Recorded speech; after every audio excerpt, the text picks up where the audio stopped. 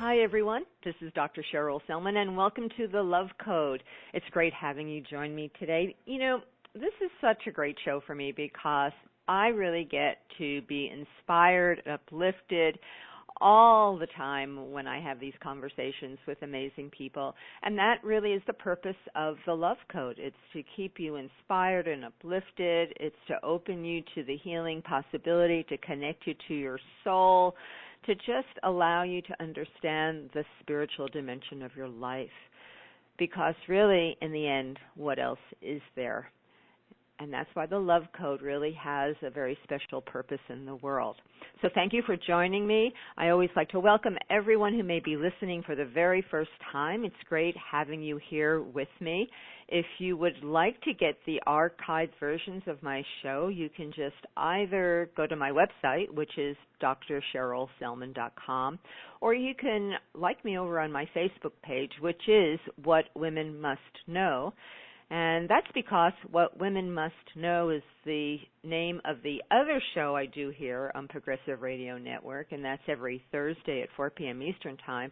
So actually, I have two weekly programs that keep me really busy and keep me totally inspired with great people. So if you opt in to my website, Dr. Cheryl Selman, or like me at What Women Must Know, I either will send you the archive shows every week or they get posted on my Facebook every week, and that way you won't have to miss any of these great conversations. Before we jump into my guest today, I do want to make the announcement again that I am organizing a very, very special trip to one of the most amazing countries in the world, and that is Bhutan. So in October, this coming October, the 19th to the 31st, we're going to have 12 days in Bhutan. If you don't know where Bhutan is, you may want to check your map because it's a very small but amazing country between China and India. It's the only true Buddhist country that exists in the world. It has temples that are 1,000 years old. It is the only country that is going to be 100% organic. That's part of their goal. It's just a beautiful place with beautiful people, and it has such a spiritual energy there. So just being in this magnificent country is life-changing. So if you'd like to know more information about this very special trip, it's going to be a small group of people, so it's going to have that intimacy about it. Then you can either go to the travel agent who's working this trip for me, which is cypresshimalaya.com, and get information there. Or that's probably the place to go, or contact me directly if you would like at drs@drcherylselman.com. Oh, there's one other place you can go, and that's the website takemyclassinbhutan.com. So this 12-day trip is going to immerse ourselves into the culture, the religion, nature, to the spirituality, to the healing. It's going to be quite an amazing experience. It's like one of those trips of a lifetime. And if you're called to this experience, if you're drawn to it, if your soul is saying, yes, I need to go, then for sure contact me, and I'm happy to send you more information and see if it's the place that you want to adventure in 2020, a year of amazing and profound transformation for all of us.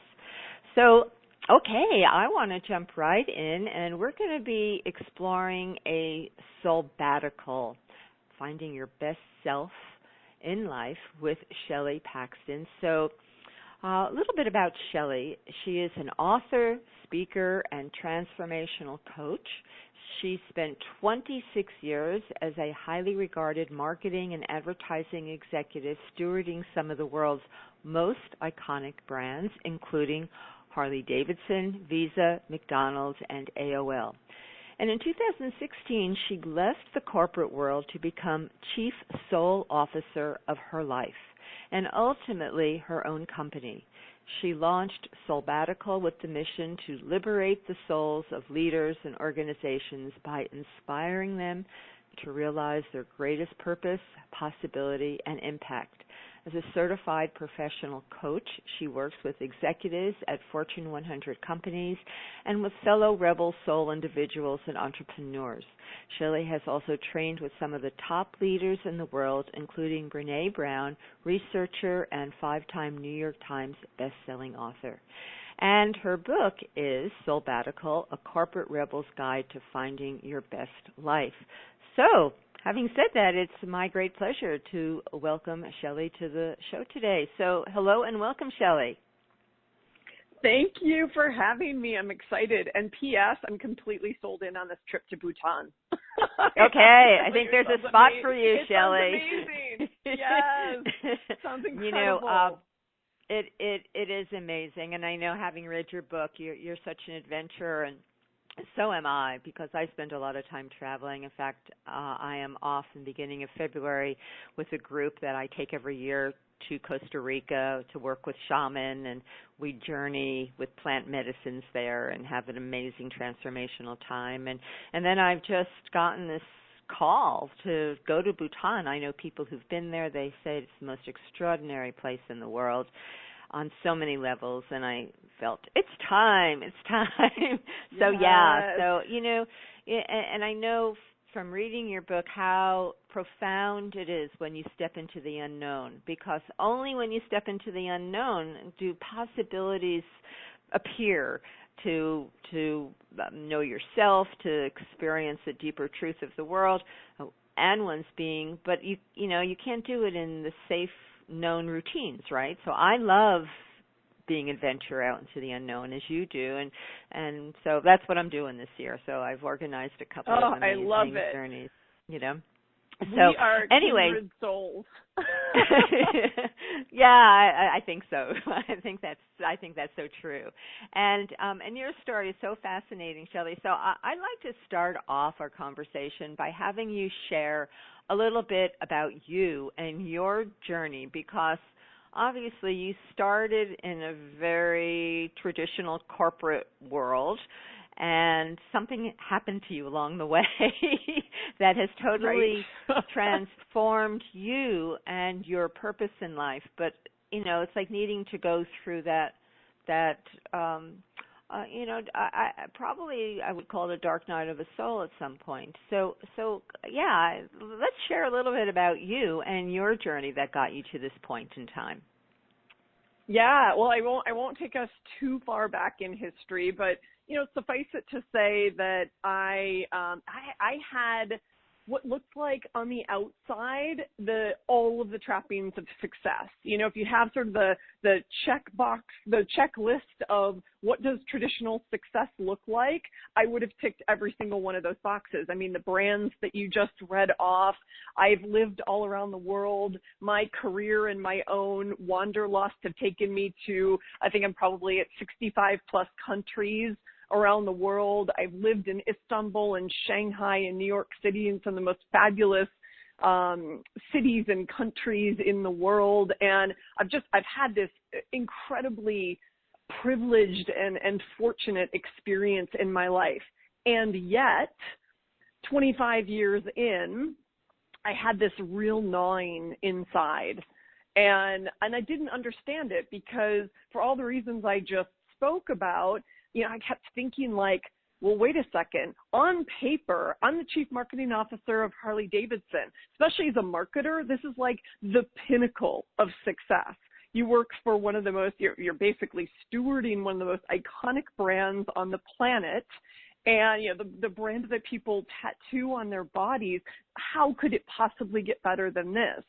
And yet, I would wake up every morning and just feel a little empty inside. In fact, I go as far as, you know, I go as far in the book as saying I was dying a little bit on the inside, and I was starting to realize that I was very out of alignment with my true self, and that I was actually living someone else's dream. And that, you know, as I was seeking to kind of create a corporate career that looked different from my dad's corporate career, that looked more like myself, I still wasn't being very true to myself. And about, I was at Harley for about 6.5 years in total. And for the last year that I was there, that I love that phrase, the dark night of the soul that you just mentioned. That's when I started having this crazy nightmare that would rip me out of my sleep night after night after night, every week for a year. And what I was seeing in this nightmare ended up being a proxy for my soul. And I was seeing my dog, who had passed away 5 or 6 years before the time I was having this nightmare. And he was alive in a closet, completely malnourished and neglected and dying on the floor. And I would discover him night after night in this closet. And over time and over meditation and over asking for some help, I started to realize that that was my own soul speaking to me, basically saying, acknowledge me, nurture me, love me, feed me. And I realized how out of touch I'd become with myself on this kind of, pursuit to the top and traditional success. And I decided at that point that it was a real awakening, that I needed to do some deep soul searching, so to speak, to better understand who I am and what are my soul's deepest fears and deepest desires, and who do I want to be in the world, and what impact do I want to have in the world? And those felt like really big, meaty questions. And so I ultimately decided to leave my career 3.5 years ago. I didn't know at the time if it was going to be temporary or if it was going to be permanent, as it turned out to be. I've kind of completely reinvented what my career is now, but it's outside of the corporate world. And, but I was willing to take a chance on myself. I left on what I now call Soulbbatical. It's the title of the book. It's the name of my business.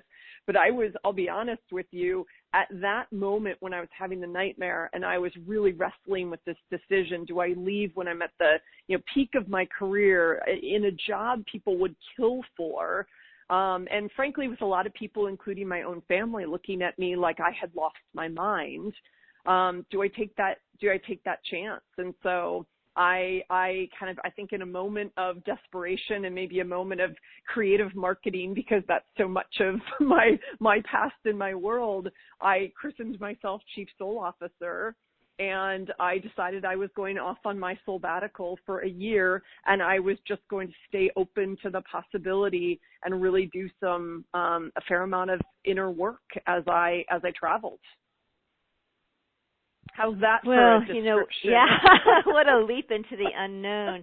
So that dream, oh my God, that is such a profound dream. I mean, that to me is, exactly what you said. It's like your soul desperately trying to wake you up to who you are and to your real purpose in life. Yeah, the irony, right? It literally was tearing me out of my sleep, shaking me awake. I call sort of things like that. It's like I feel like I was getting hit by a 2x4 to the solar plexus, right? It was just like, it like took the wind out of me. And I knew that there was a deeper message and that it was my work to understand what is that deeper message. And as you know very well, and as I think the Love Code kind of just stands for, like, we really, that's the hard work, doing that inner work and really kind of getting in touch with who you are and your soul and your intuition is the work that in our modern day culture, most people are running from. And the noise is so overwhelming that a lot of times people aren't making the choice to go inside and go deeper and really understand. And it was a very scary decision for me to say, I'm going to take that leap, not having any idea what it looks like. I knew I wasn't going to be getting paid. So, I had parked a little bit of money in a fund, and I just said, I'm going to take a chance. Because the idea of living like this any longer, and frankly, the idea of seeing that nightmare for any, more nights, just wasn't sustainable. I couldn't do it. It was ripping me to shreds, to be honest. And I wasn't healthy in the role that I was in because I was making, I call it, soul sacrifices or sacrifices for salary. I was making so many sacrifices for salary that I really needed to get back in touch with, what matters most to me? What actually makes a difference? And those are big questions. So can you just explain a bit more what actually was happening for you in your position in Harley Davidson? What was it that was so soul destroying for you that it really forced you to reevaluate and wake up, so to speak? Well, I think what's interesting is, my story really isn't about Harley specifically. Harley happens to be where I was at that final stage of my corporate career when I kind of hit the top and was asking all of these questions. What was soul destroying for me is the choice to continue to live in a way that wasn't true to myself. Does that make sense? Yeah. I was just wondering how that looks. I mean, and I asked because I'm sure there are other people who relate to the journey you're on. Oh, completely. Yeah. So, I mean, very, very specifically, I mean, it was a challenging culture, as a lot of corporate America is today. I mean, you and I have had that conversation, right? It was, I started work between probably about 6:30 and 7 o'clock. Most of my meetings started at 7 o'clock in the morning. And because I was the head of global marketing, I was working across every time zone. I had leadership team members and teams in every zone of the world across every region. And so I was starting at 6:30, 7 o'clock in the morning and ending around 10 o'clock at night. So I had incredibly, long days, weekend work, a lot of, urgent work, a fair amount of travel. And so I kept putting my own needs and even my own self-care and my own health on the back burner, because I was like, I'm sure some of your listeners can relate to this too. I had a fair amount of imposter syndrome. And in the beginning of my book, I talk about this worry list that I had. And, one of the things that I was really worried about is if I didn't keep just giving my all to my corporate career, that I was going to be exposed as an imposter, somebody who wasn't worthy of the role that I was in, because I didn't necessarily believe in myself every day. So I just got myself really wound up in putting the company's needs in particular, and even my team's needs ahead of my own. And so I was really like, my soul was neglected, my health was neglected. And in the book, I talk about, different moments in my career and in my life where I had some pretty serious health scares. And as I was writing the book and connecting all the dots, I realized that was the universe telling me, hey, girl, you're out of alignment. Like, you are not making good choices. You are not being true to you. And I call it shoulding all over yourself, which is one of the chapters in the book. And it's something that I coach a lot around, where we're telling ourselves, well, I should do this. I should be that. I should go there. I should, right? We're doing that to ourselves constantly. And so I would say that was a big part of what I was experiencing in corporate America as well. I was shooting all over myself, and I was paying the price for it. It's so interesting being in a work environment.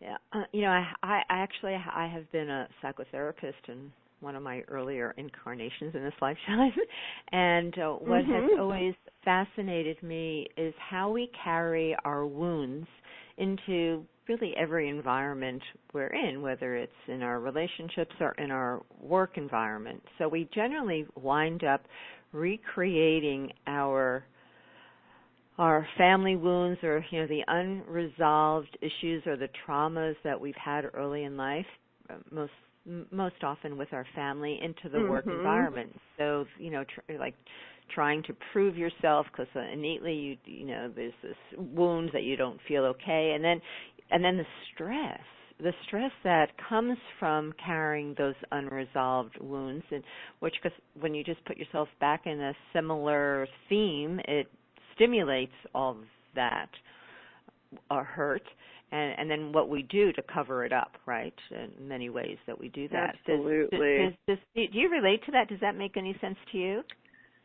Yeah, I relate to it a lot, and it's so interesting because I can tell when you say sort of like cover it up, it's like I was so armored up, right? I was just protecting myself. And I didn't realize, like, I was operating almost entirely out of my masculine self, right? I was tough, and I was protecting myself and deflecting everything, because inside I was to be honest, I was afraid to look inside. So, and I've had to do some of that healing. I've definitely had to do some of that healing and really face my own trauma and my own fears in working my way through all of this, because as you and I both know, the only way out is through. And so, a lot of my story is feeling the pain and sitting with the pain and understanding what is the gift in the message of this pain, working through that and then moving on one step after another step after another step. And so, yeah, it resonates because that was exactly my journey. Right. So you had, it's almost like this appointed time arrived in your lifetime, this lifetime, where it was time to wake up to who you really are from that soul place. So then those dreams started happening, and the discontent was that the process that made you realize or pushed you into your true self?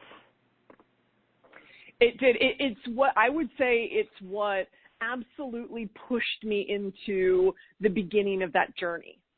It took me quite a while in this, it's been 3.5 years since I left Harley, and I would say I'm still on that journey because I didn't know exactly what it was going to look like. I didn't know what I was going to learn, but that nightmare absolutely was the catalyst to me saying, I can't live this way anymore.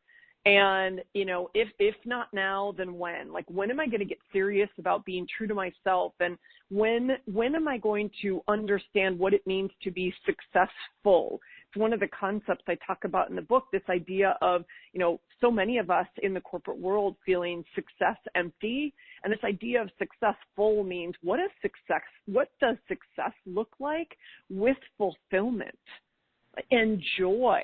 And I think I lived for a long, long time thinking those concepts were mutually exclusive. So this was the nudge to say, do you really want to live like this for the rest of your life? Even if everyone in the world thinks you have the coolest job and the sexiest job on the planet, because on paper you do, but you don't feel okay. And there's something missing and dying inside of you. And I finally took that seriously. So yes, that was absolutely, I was going to call it a nudge. And then I thought, nope, your words were more accurate. It was a complete push off the cliff. That's more accurate. Yeah. And it's really waking up to the true purpose of what this lifetime is about. And our culture conditions us that it's a good job and benefits and good salary and looking cool and traveling, and that we get lured into those seductions, right? And it's not that we can't have a fulfilling, prosperous life, but it needs to come from the right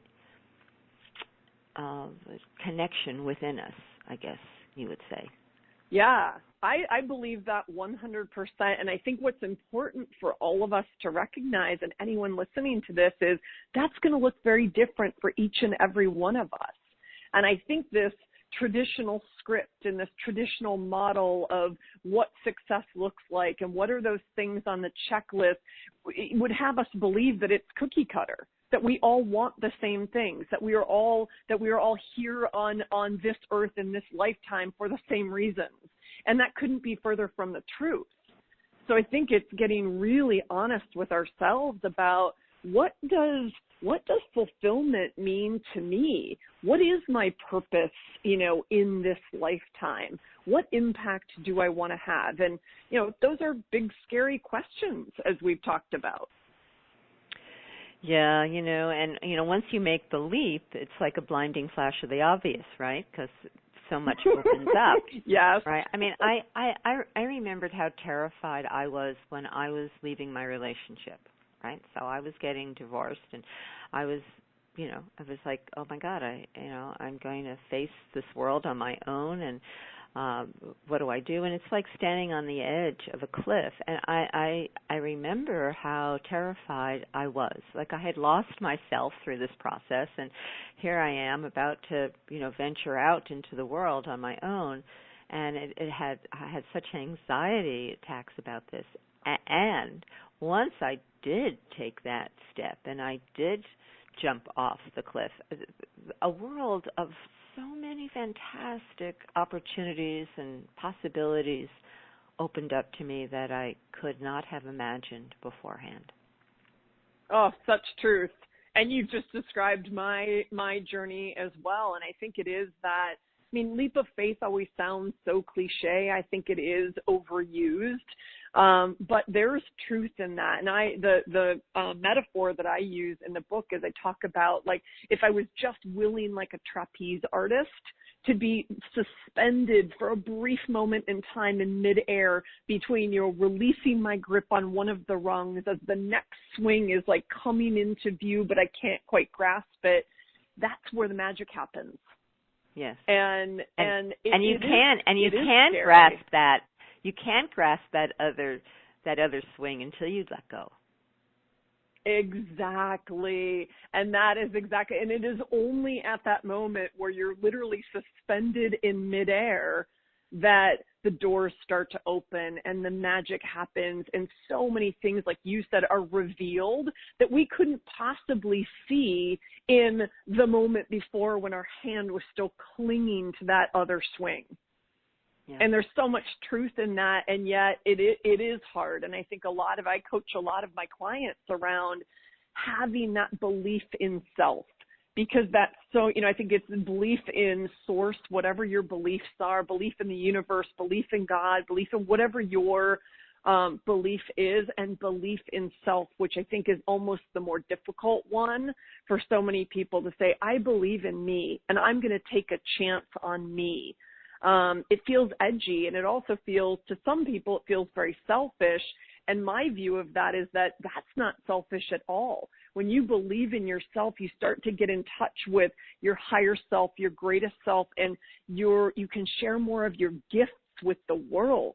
To me, it's actually the most beautiful expression of self in the world that we could give. Right. I also want to say that I'm really grateful to my ex, because without that whole process going on, I there's so much waiting for us, but if we're kept in an environment, like you were trapped by, Harley for a while, you have your own making, of course, and we get trapped in relationships with the security.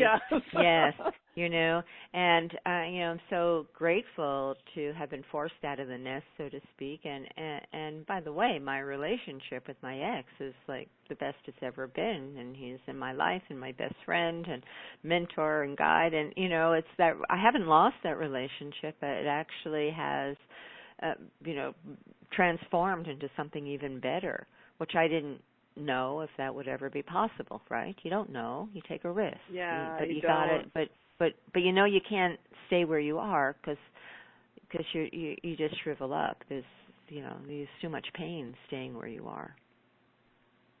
Yeah, it's very true, and there's I agree entirely. My divorce, while it was an absolute gift in terms of the lessons for me and in terms of how I thought about my future. It looks different, and it's going to look very different for all of us. But it was painful, and yet there were so many gifts in there that I've taken forward into my life today and how I'm choosing to create my life today. But what you just said sparked in me a question that I always ask my clients who are stuck. And the question, which might be helpful to some of your listeners, is if you're living your life the same way you are today in 3, 5, or 10 years from now, are you moving closer to who you want to become or further away?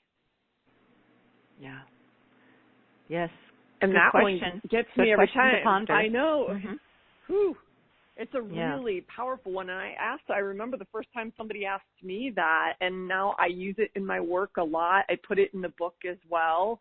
There's quite, as you know, there's a fair amount of reflection in the book. So I not only take readers on my own journey, so you listen to my story, you're reading my story, but I'm asking you to actively reflect on your own life's journey and your own story and kind of your own truth, if you will, at many points throughout the book. And that's an example of one of the questions that, just it takes some time, really soak that in and sit with it. But it's a wake up call to be honest with ourselves. And that is, that's one of the codes of a chief soul officer, as I say. I think one of our main, rallying cries is authenticity is the truest form of rebellion. I've always been a rebel against something, and now I want to rebel for. And the things I'm rebelling for are authenticity and courage and purpose. And I would love to see, so many others in the world doing the same. So what do you see as your purpose now? Ooh, I'm on a mission, as you know. So I see what has become clear to me on this journey that I've been on is that my purpose is to liberate souls. So what I didn't understand early on is that I was leaving the corporate world so I could first liberate my own soul, kind of, as Joseph Campbell and Yoda both say, right? Go deep into the cave and start to do the work. And I emerged from that with an understanding of what does that look like? And so I had a dear friend say to me last year, actually maybe even 2 years ago, before I started writing the book, he said, I see you as an impact billionaire. And I was like, I don't know what that means, but it sounds spectacular. Tell me more. And he said, I think impact is actually the new currency in the world. And your purpose is now to liberate more souls. And so when he thinks about, the people he wants to surround himself and work with and the clients he wants to have, he talks about them as impact billionaires. And he says, you're one of those people. And so it really started to crystallize for me this idea that I want to liberate 1 billion souls. And when I say liberate souls, I mean go on this exact journey that we're describing. A journey that is a choice to live and lead more authentically, more courageously, more on purpose, to have fulfillment in your life, to rewrite the script of success, all of that. And I kind of go through all of those things in the book. And that's the mission I'm on. And I'm very clear that 1 billion is a really, really big number. And I'm really clear that I can't do that on my own.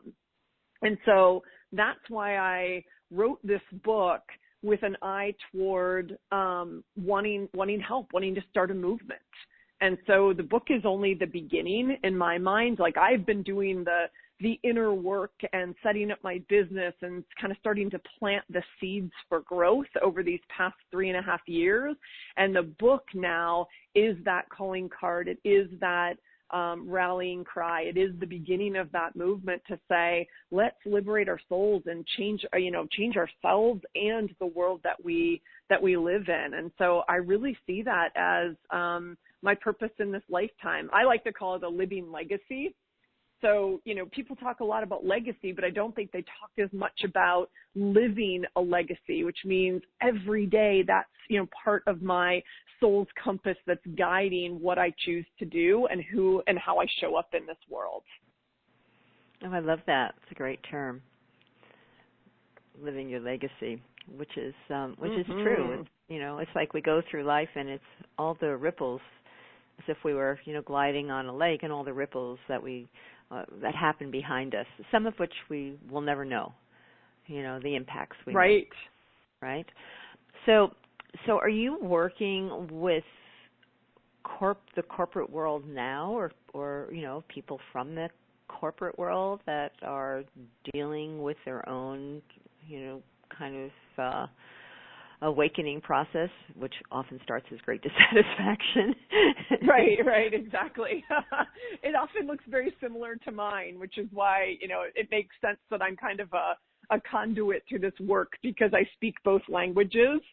To be honest, yes, and I like to describe my clients as rebel souls or rebel leaders, and it's how I typically talk about myself as well. And those rebel leaders or rebel souls can usually fall in one of three buckets. Maybe they kind of go back and forth. Maybe it's more fluid for some. So one is, yes, I have executive clients who are leaders in Fortune 100 organizations. You mentioned that in my bio in the intro. And some of those clients actually aren't feeling what I was feeling in corporate America. Some of them really are quite happy doing what they do in the corporate world.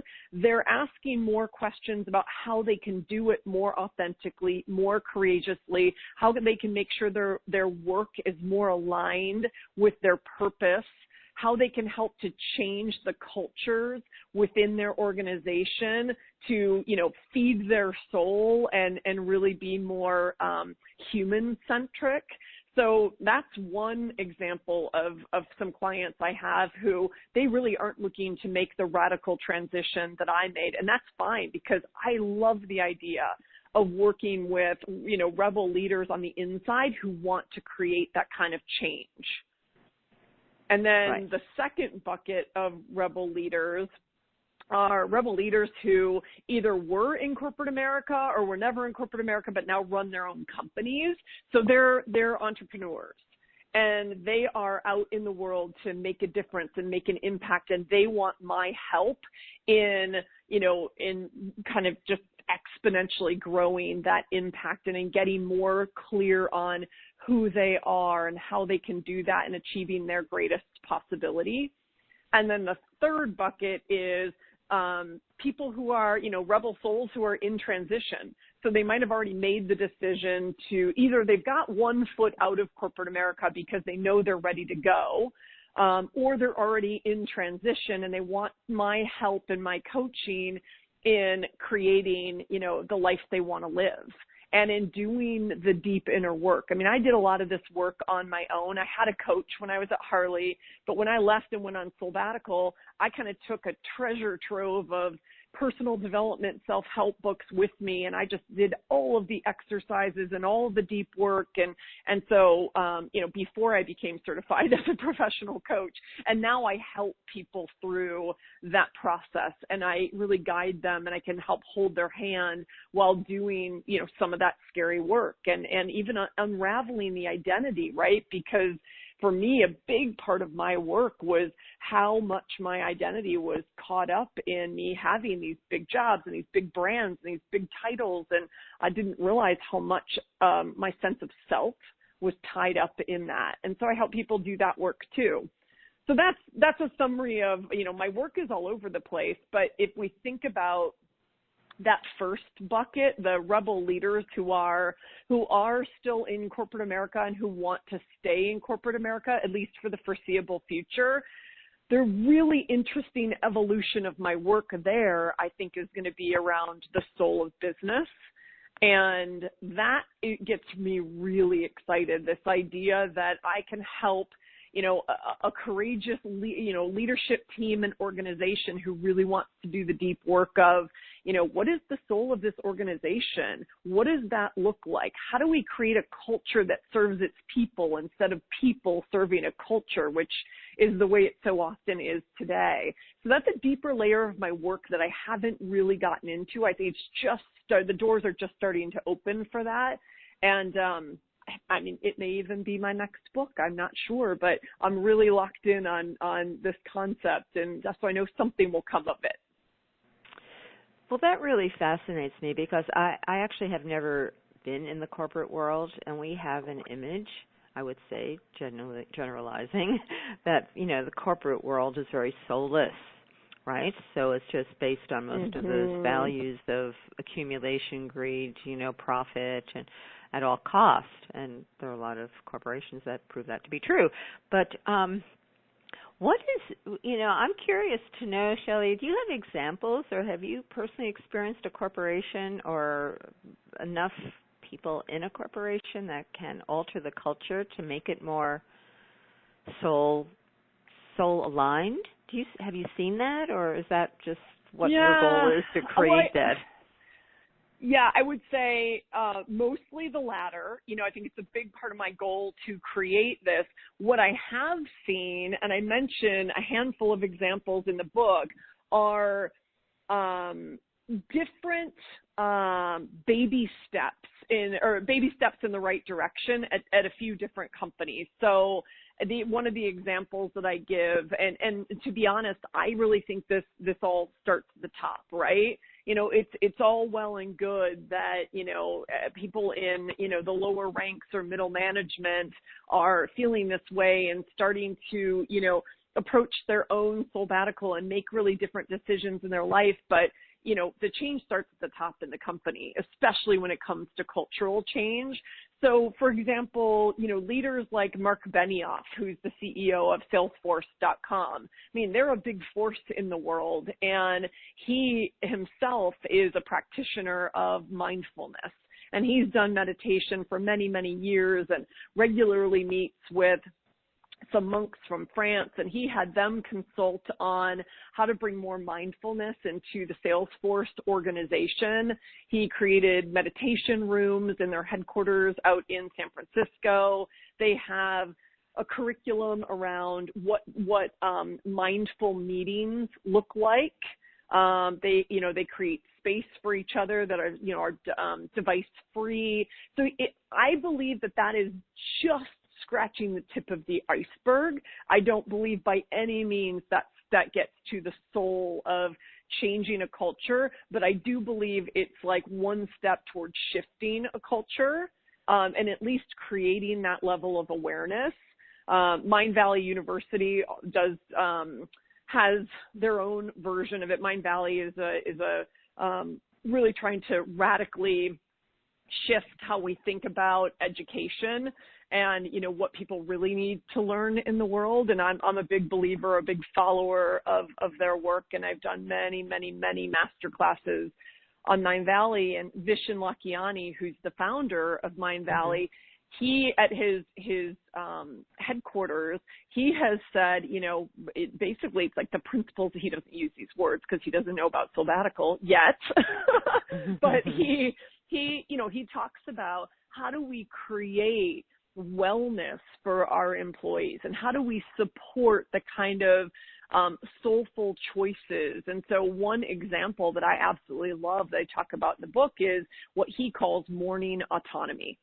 And morning autonomy is no meetings at Mind Valley start before 11 o'clock in the morning.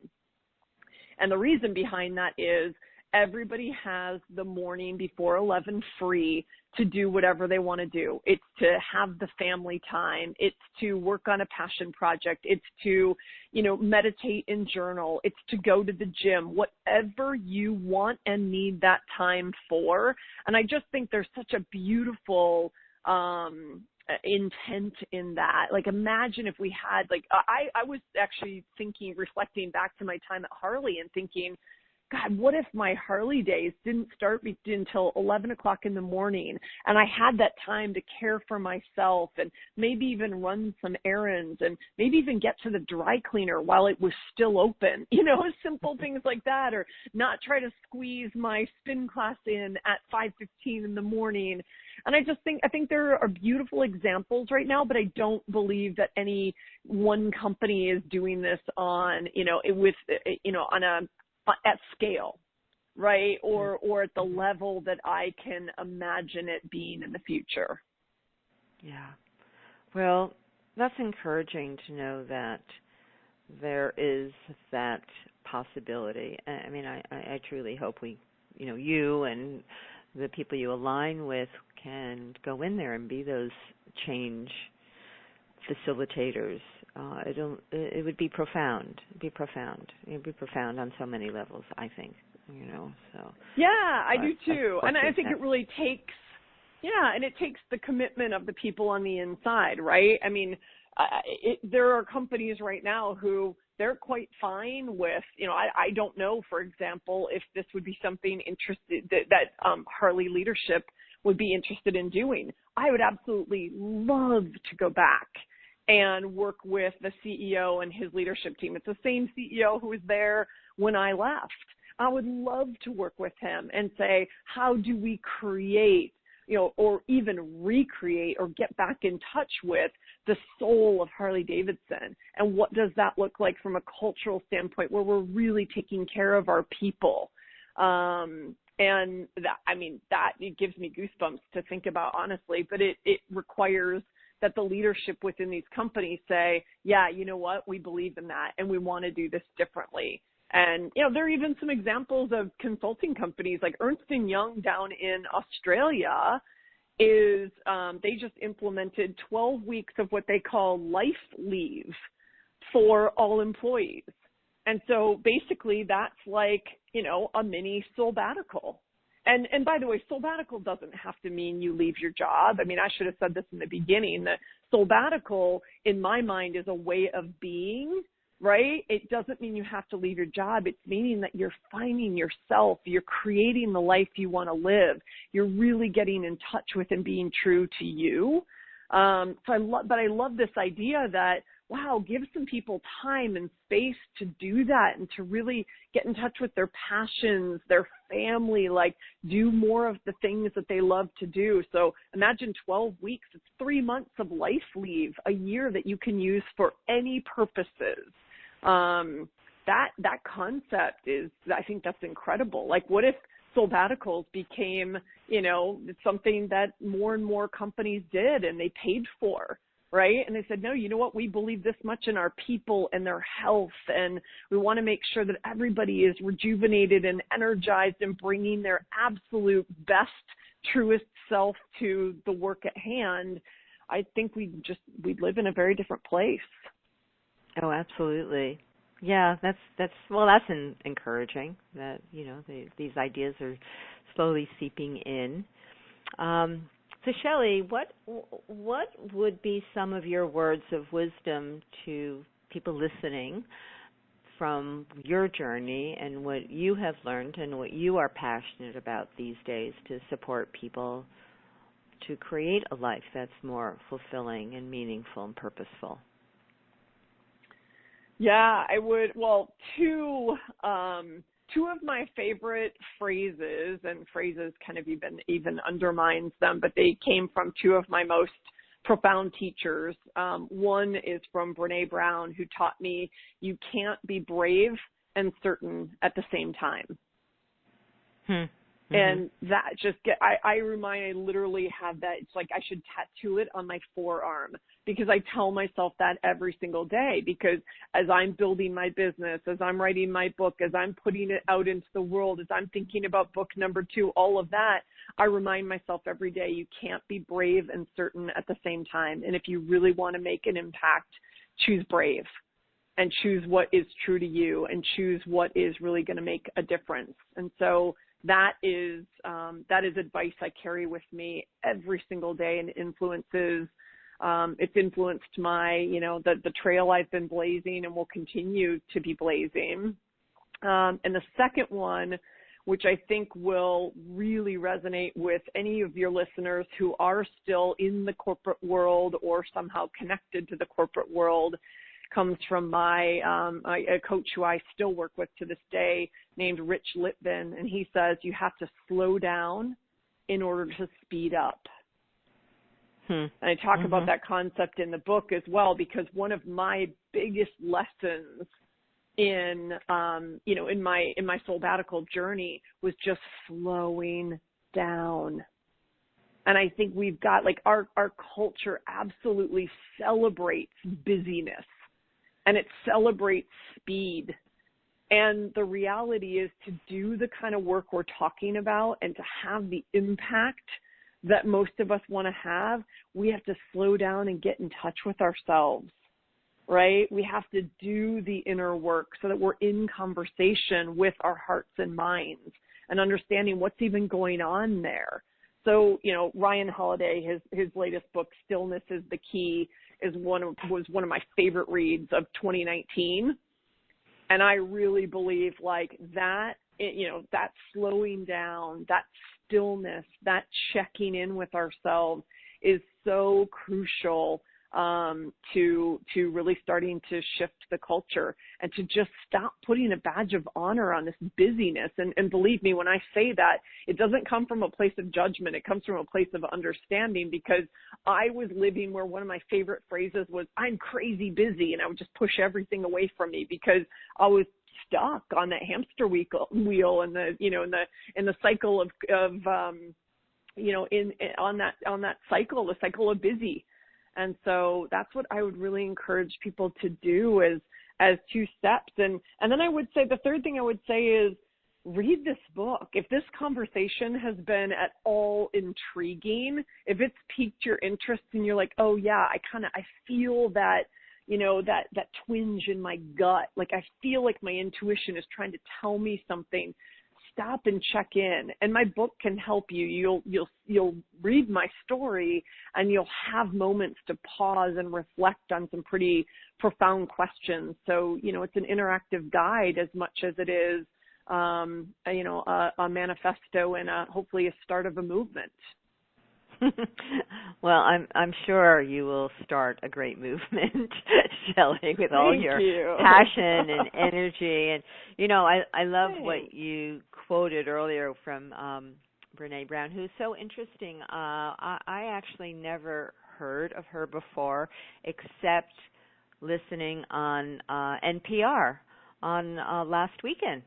She was on, and there was an interview with her on the Sunday show. And anyway, so she has just quite an interesting woman, and her that's going to be a fun rabbit hole. Ooh, go down that rabbit hole. She's absolutely incredible, and as you mentioned earlier on, I had the opportunity to go down to Texas and train with her just in September of 2019, and I've been following her and reading her books, and I'm now certified in her Dare to Lead work, which is, it just kind of meshes perfectly with the work that I do in the corporate world, because it's all about creating, braver cultures and, braver leaders and more courageous cultures, really. And so it aligns so beautifully with Soulbbatical. But man, the work she does around shame and vulnerability and all of the things that are, the essential elements of courage, are powerful. And so I cite her quite often in my own book, because she's been such an inspiration on my journey. Yeah, and it's wonderful to have those lights that lead us along the way. Our life's journey is so fascinating, and the more you travel on your life's journey, you see the events and circumstances and the signposts and the people that are guiding you to really connect with the real self, that spiritual essence of who we are. And you can't truly be happy and fulfilled if you are not in touch with it and cultivating it and nurturing it. And I think that's been your journey, and that's what you're wanting to support people with in whatever phase of life they are in. But it's like, we have to understand that there is a greater purpose for being here. And if you're not happy, and if you're not doing what you love to do and waking up every day with joy and gratitude in your heart, you really need to take a look at your life. Well, and ask yourself why. Yeah, and I think a lot of people don't ask themselves why because they're afraid of the answer. And as you know from my own story, I mean, as I was having the nightmare and as I was realizing that I really had to face some difficult questions, I was scared. I was completely freaked out by this idea. I'm like, well, wait a second. If I listen to what my soul tells me, and my soul tells me that I have to leave my job, like, do I have to leave my job? And, I was completely wigged out by all of these concepts. But you know what? That's where the truth is. And that's actually where we find joy and fulfillment, when we have the courage to, sit down very still with ourselves and have those conversations. The other thing I would say that you said something about whichever stage of life you're in. I think another message for your listeners is it's never too late. I mean, the reality is I left Harley when I was 46 years old after a 26-year career in corporate America. I started my own business at 48. I wrote my book when I was 49, and my book comes out next week, and the following week I turn 50. And so if there's ever a story of it's never too late to really, truly dial in and check in and get in touch with yourself and start living life from that place, it's really beautiful. Well, it's never too late. Absolutely. That's just a cultural meme that it's too late. In fact, you just arrived at a place of all this juicy wisdom that you didn't have before. Mm-hmm. You couldn't have written a book about what you've written about, And ages are relevant. Right? Ages are relevant. So, so I believe that. Well, I believe Not that. Everybody does. I'd like to. Yeah. I mean, I don't, I teach a lot about rejuvenation, and when I lecture, you have to go through all the memes of our culture that tell us we're too old, it's too late, it's passed us by, whatever that thought is, to begin to claim the real possibilities that we have. We need to really dismiss all those limiting thoughts, but you have to first recognize them, because some of them are so deeply implanted in our culture that, we think it's true. And then learning how to get younger and healthier and more creative, and, just all these possibilities open up as you journey through your life cycles, right? But it's so, yeah. It's so true. And I have a, oh, go ahead, sorry. No, you go. I'm finished. Well, that thought. something that you just said sparked another thought in my mind. One of the things that I wrote about in the reflection sections of the book that I'm hoping will be useful to people is, as you start to, have that dialogue and that relationship and that conversation with your soul, when that gets scary, I kind of have what I call the soul process. And soul is an acronym for show up, for own it, for unleash it, and live it. So those 4 things. And it's a way to say, okay, I've got this insight, I've got this belief, I've worked through these limiting beliefs, and I know I want my new truth to be, right? So with that new truth, I just say, show up, like stop hiding, start playing big and start playing into that truth. Own it, meaning believe it, right? So the more you believe it, the more it becomes reality, and we can start to undo the damage of those, even some of our own language we use to hold ourselves back. And then unleashing it is putting your intentions out into the world and starting to take action against those intentions. And live it is absolutely live it before you're ready. Start taking baby steps, right? That's where the action piece comes in.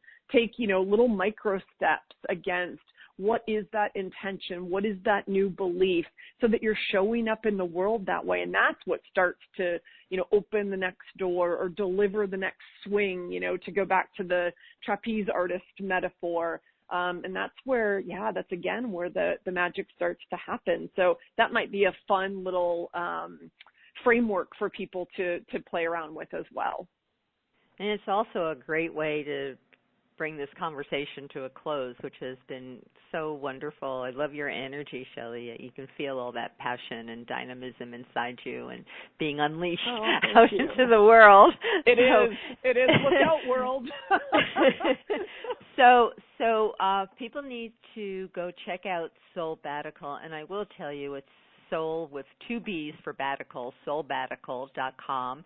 You can learn more about Shelley Paxton and her book and the work she's doing. So it's Soulbbatical.com, and she's got Twitter and Facebook. So Soulbbatical is where you want to go and find out more about what she's doing. So thank you so much for great work you're doing, Shelley, and for sharing your journey with us. Thank you. Today. Amazing conversation. And I will just add to that, the place I'm most active is on Instagram. So at Soulbbatical, again with 2 B's. At Soulbbatical, my website are probably the 2 greatest places to get more info on what I'm doing and what I'm up to. Okay, and we got to go. We got to get out of here. So I want to say goodbye to everybody, and remember, fill your week with love, peace, and harmony. Bye for now.